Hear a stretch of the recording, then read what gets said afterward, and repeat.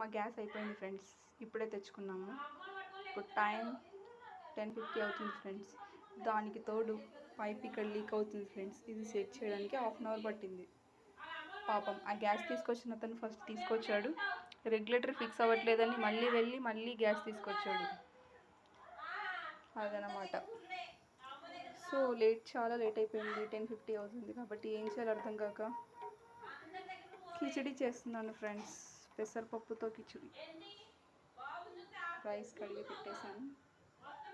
So ఇది కొంచెం మరిగాక ఇందులో రైస్ వేసేసి ఆ పప్పు వేసేస్తే కిచిడి రెడీ అయిపోతుంది ఫ్రెండ్స్. మీరు కూడా చేసుకోండి friends. Thank you friends. Bye friends.